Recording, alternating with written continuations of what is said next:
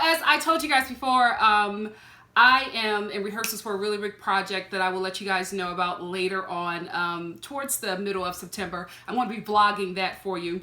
I'll talk to you more about it later, but I did want to get these two reviews up to you because right now I'm packing to leave for the airport to get on a plane to Philadelphia to go to a wedding. So I know I would not have had any time, and I just finished rehearsal. So I wanted to at least give you guys something because I know that I was not going to be able to do like my long reviews. So I just wanted to give you guys a quick little short review about some things that I wanted to talk about and have really been plaguing me through these last two episodes because I am disgusted by so many people.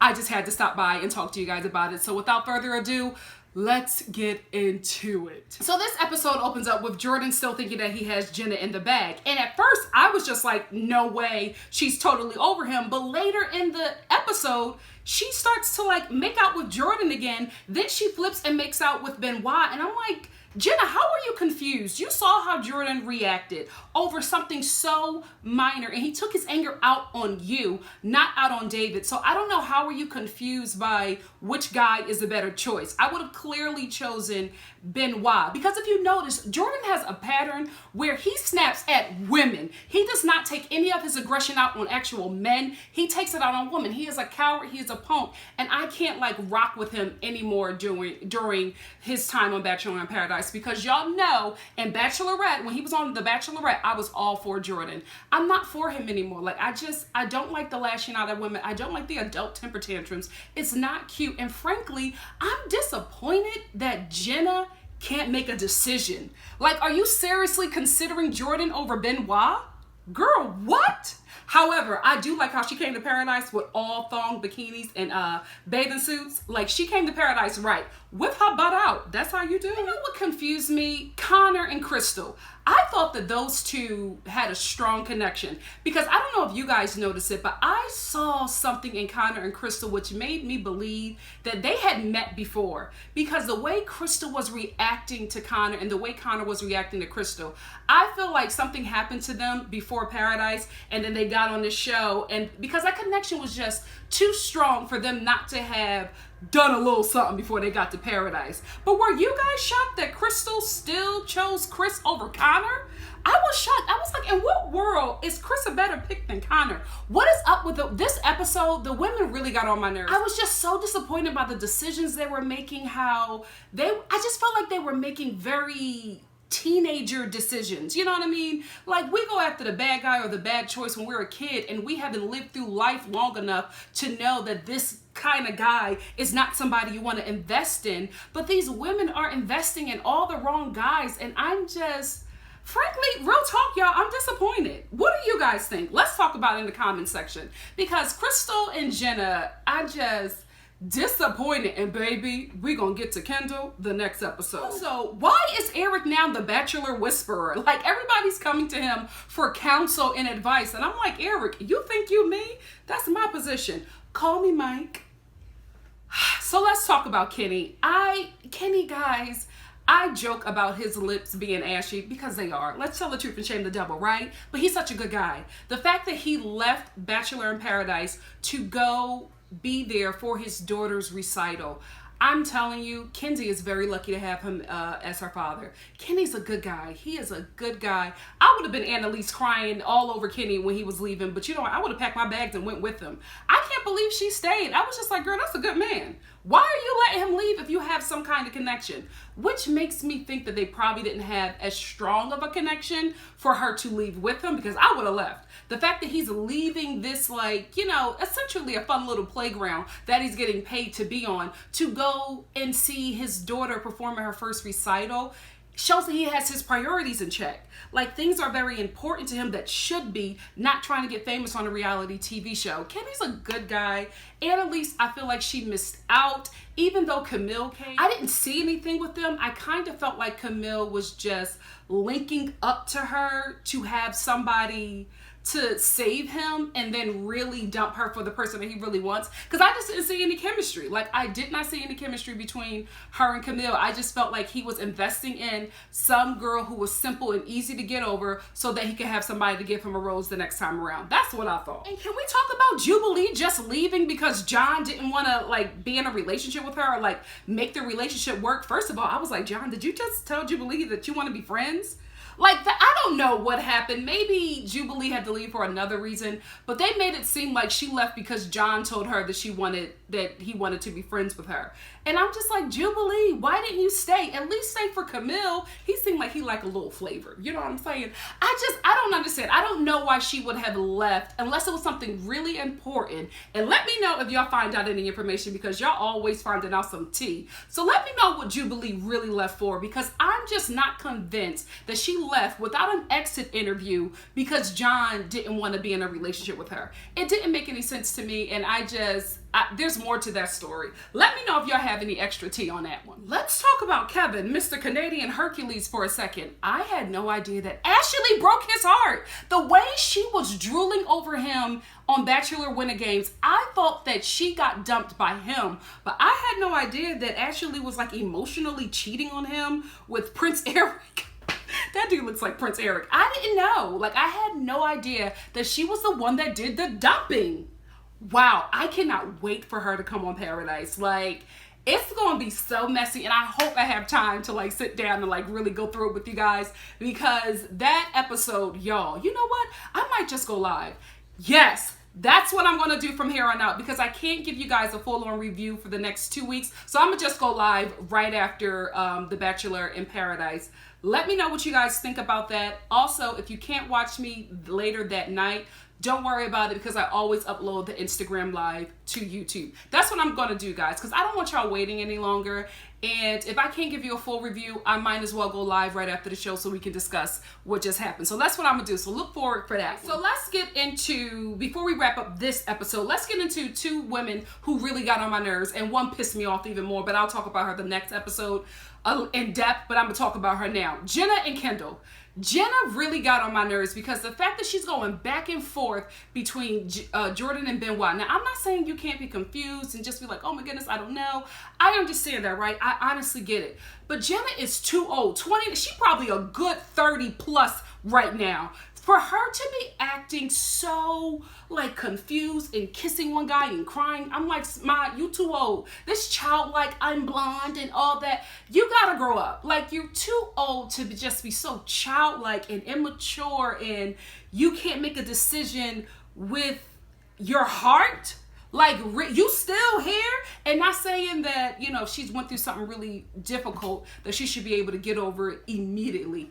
I'm just saying, at the time of the show, Jenna was 29. At that point, a lot of us have lived through some things, some more than others, but at this age, you gotta have some kind of wisdom to know what's a good decision for your life and what's a wrong decision. And her going back and forth, for me, I was like, girl, bye. I'm over it. And y'all know I was loving Jordan and Jenna in the beginning, but the fact that Jordan just turned ridiculously like psycho Hallmark Channel boyfriend movie of the week kind of dude, you know, that college dude that everybody's just like, he's a good guy, and then the next thing you know, he's beating up the popular cheerleader by the lockers and telling her to wear long sleeve shirts. Y'all seen them Lifetime and Hallmark movies? More Lifetime than Hallmark. Lifetime is going a little dark.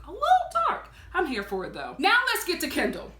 My issue with Kendall in this Leo situation is that Leo did the same thing that Kendall did, and everybody was just jumping on him. I just felt like it was such a double standard. Kendall was playing the game too. Leo and Kendall were both playing the game, kissing up on people, having a good old time.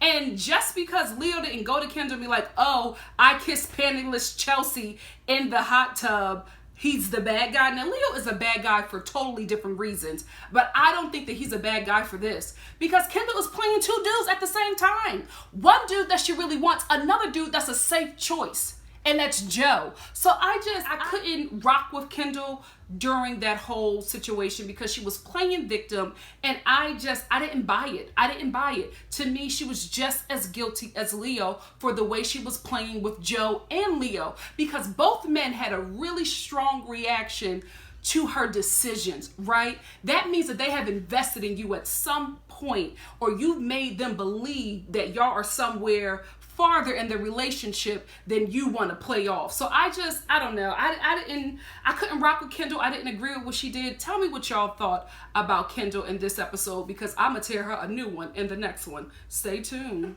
Let me tell you something. Whoever said that Tarzan and Jane is having a meltdown, I don't know who said it, but they had me howling, because that's who Leo and Kendall are. Tarzan and Jane. Was it Astrid? Because she always has some good one-liners.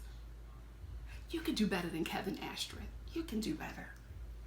Okay, back to Kendall, because we open up with Leo and Kendall going back and forth. Leo was disrespectful. I'm not even going to defend that. The way he talked to her was wrong. I did not like his aggressiveness. But Kendall, with the playing of the victim, she was just twisting words and trying to make it seem like she didn't do the same thing. I would have respected Kendall if she was like, you know what? I hear what you're saying. I realize that I've harmed you as well. But she's sitting there trying to play victim, and everybody in Paradise is backing that up. Now, I'm thinking that maybe because Leo was rubbing people the wrong way and they didn't like his aggressiveness or his demeanor, they were more siding with Kendall. But right is right and wrong is wrong. Leo and Kendall, in my opinion, specifically more Kendall, was wrong. Kendall is literally playing two guys. She's kissing Leo, she's kissing Joe, then she kisses John, and then she runs over to Joe and tells him, because she feels bad, but she only feels bad because she made a big deal about Leo kissing Chelsea. Because I guarantee you, if Kendall would not have made a big deal about Leo kissing Chelsea, she would have never did all of this crying on camera and running to Joe. And poor Joe. I'm like, Joe, baby, we need to talk. Do you realize that you are fine? Do you know this, Joe? I don't think you get it, because you're operating in Paradise like you ugly. Like, I don't know, y'all, but I'm looking at Joe and I'm like, you are fine. You're an entrepreneur. You know how to work and get some money. You are fine. Can I just say it again? Baby, keep that natural hair texture and that scruff. It looks so good on you. Don't go back. Don't go back. You and Eric, don't go back. The beard works for you. But I just cannot believe that Joe is allowing himself to get played by, no Tino Shade girl, basic Kendall. Can we be real? Like, these women in Paradise, the men are not that great as well. But let's be real. But the men are just drooling and falling over these girls that look like they work the morning shift at Charlotte Russe. I don't understand. I do not get it. They are falling out. All these men are falling out over Kendall. And I'm like, what's going on? I'm not saying that Kendall is an ugly girl. I think she is, you know, a pretty girl, right? But Joe, check your DMs. Check your Twitter and Instagram DMs. Am I in his DMs? Probably. But I'm like, Joe, you are so fine. I don't know why you're sitting here putting your eggs in one basket with Kendall, not allowing yourself to connect with any other woman. If I was Jubilee, I would have been like, listen, let's go behind the palm trees.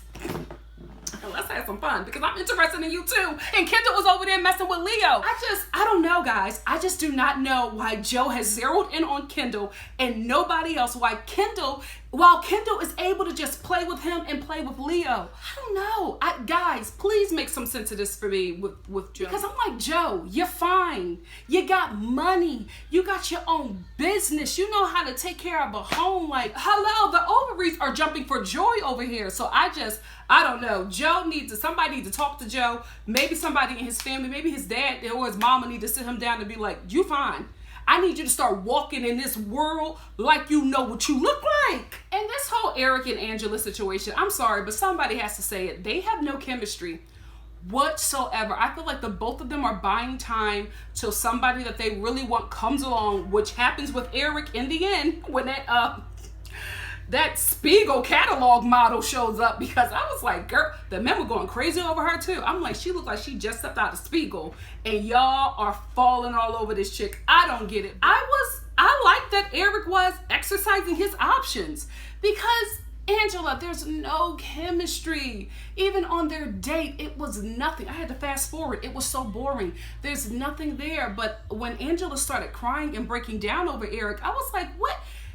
Where did this come from? And then I instantly got mad at Tia and Colton, because I feel like if Angela is doing all this crying over Eric, something was going on really strong and deep in their relationship that we the viewers didn't get to see, because Colton and Tia took up all of the time in Paradise.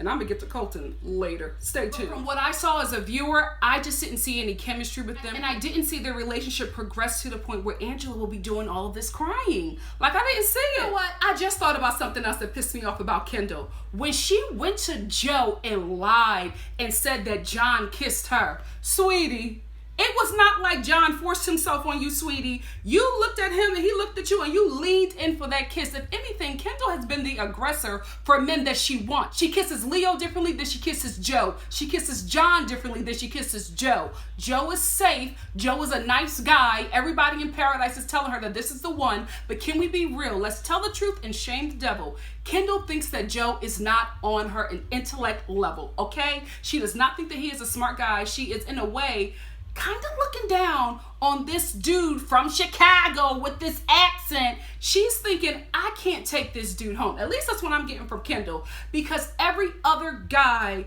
becomes an option for her. And then she keeps Joe in the on the back burner because he's nice and he pursues her. But I don't think that Kendall is really interested in Joe like that. Even with Leo and with John, she always talks about how they connect on a different level. And to me, I'm reading, I can connect with them differently than I can connect with this street kid from Chicago. That's what I'm hearing. Let me know what y'all think, because the way she talks about Leo and John, she don't talk about Joe the same way.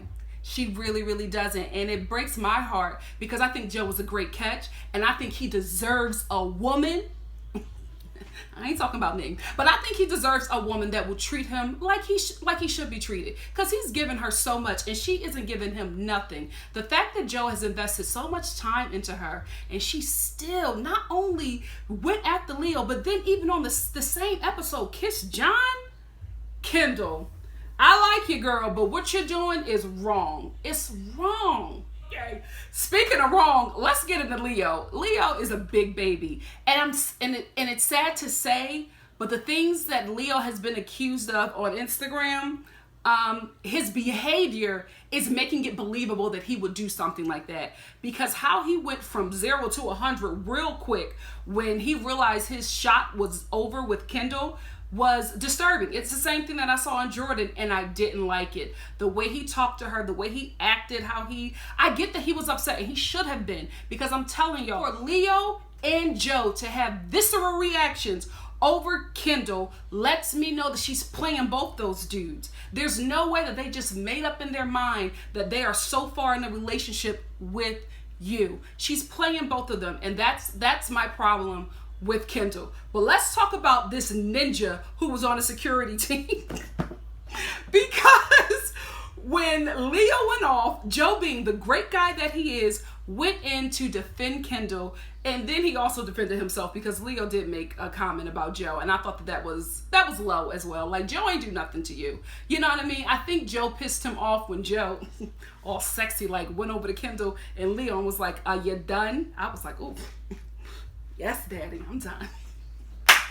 Did y'all feel that too? I felt that.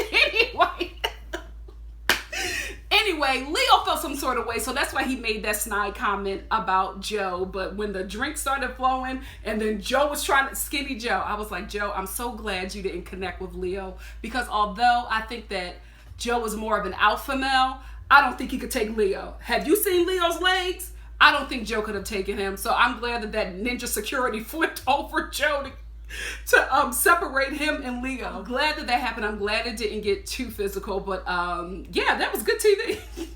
That was some good TV. So I take back what I said about going live. I just realized that next week's episode is 3 hours. Ain't no way I'm staying up for that. Ain't no way. I'll try to get a review up to you right away, but ain't no way I'm staying up for that. The 2-hour episodes, I'll do a live for after that. Not them 3-hour ones. Absolutely not. Anyway, just to wrap it up, this episode, I was really just disappointed in the women. I was really, really disappointed. Just the indecisiveness of Jenna. And I would have let it go if she was 16. But Jenna being 29, just being very, I don't know, I'm just so confused. It's like, girl, you're playing with two people. Although I did not like how Jordan acted, he is still somebody who thinks he has a shot with Jenna because she's making him believe that. And she's doing the same thing with Benoit, and then doing the crying and becoming a victim in a situation. It's not cool, because these two men think that they have something with you. And then when she cut my baby Benoit, I was hurt. But I'm going to need for Benoit to take a break within the Bachelor Nation, because he wants something real, and I'm thinking that he's not going to find it in this situation. Like, I love you, Benoit. You are a sweetheart.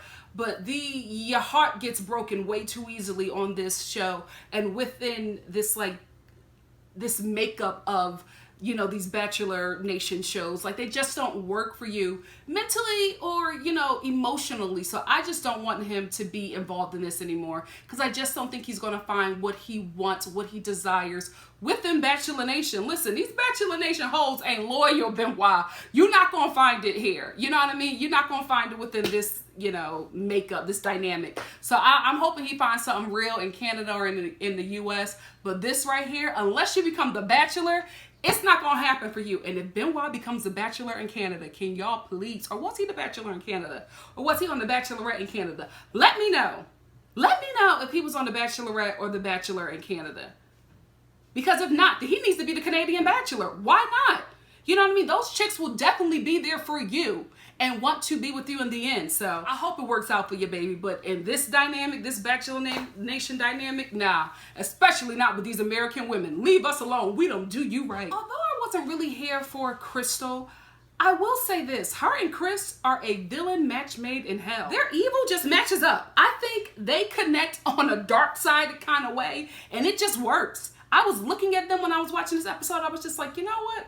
You two are both equally vile, so why not? Make it work. And y'all already know how I felt about Kendall. Like, I just felt like she should have taken some heat as well. Leo should have definitely taken the heat for his behavior and how he acted, especially towards the women.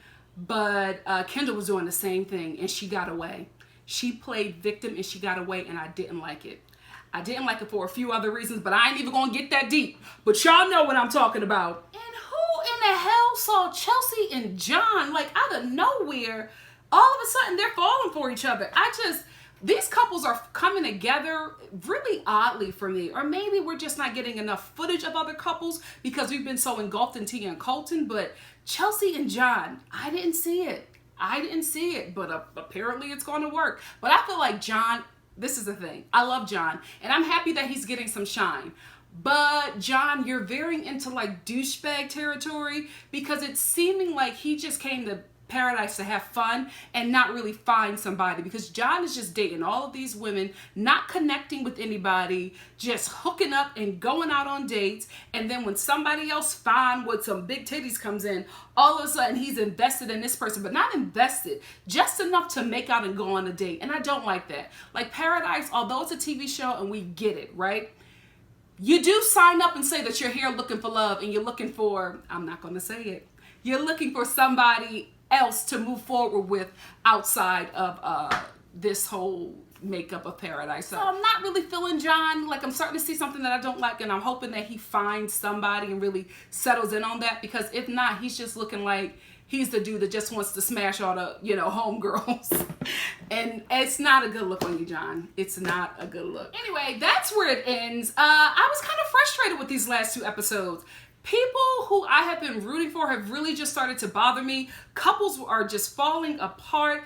Connections are being made, and I'm just thinking that people are just making connections just so they can survive another rose ceremony. And if you're not coupling up and really finding someone here, then just go home. Don't take the space of somebody else, or specifically for somebody like John. If you're not finding somebody, let somebody else stay. You know what I mean? Tia and Colton, if you two have found each other and you want to make it work, leave. You know, I don't know. I was frustrated by these last two episodes. Anyway, let's get into the tea of the day. Colton being the next Bachelor. The devil is a liar, and I rebuke it in the mighty and the matchless name of Jesus. We have already been on Mike Fleiss or Fleece, whatever his last name is. We have have already been on his Twitter dragging him and reading him for filth. How dare you give us Colton? We have told you no several times and you keep on forcing this dude on us. You can't give us Peter, but you can give us Colton? You better not. And I guarantee you on Tuesday that rose is going to be given to Blake, because if you check Mike's Twitter, oh, he is being dragged from here to eternity, and he deserves it. He's always playing these games and I don't like it. You know what? Mike plays so many games. I wouldn't be surprised if Peter ends up being a Bachelor. You know what I mean? Because we're all rooting for Blake.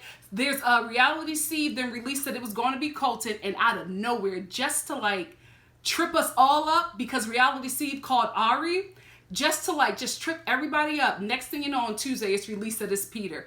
Either way, I'll be fine, okay? I'll be fine with Peter or Blake. I do not want Colton. I will not watch it. Let me tell you something. The only way I'm watching Porky the Pig be the Bachelor, that's all, folks.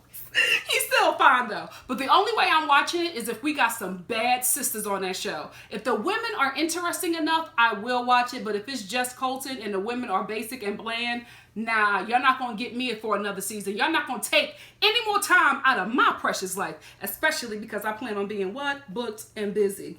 Anyway, that's it for me, guys. I got to get out of here and get on a plane. Thank you so much for stopping by. I love you all so much. I truly appreciate just all of your support. Like, you guys reach out to me from so many different avenues, like Instagram, Twitter, Facebook, like even on YouTube, like, hello, where's the review? But you always do it in jest, and I appreciate it. I love the fact that you love what I do. It makes the sister feel good.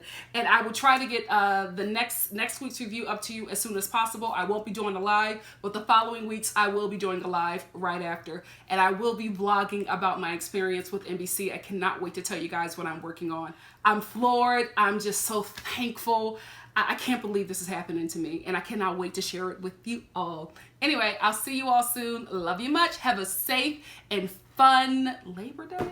Is it Memorial? Labor Day week? You know, because everything is American flag, so I get Memorial Day, Labor Day, and the 4th of July confused all the time. Anyway, love y'all. Bye.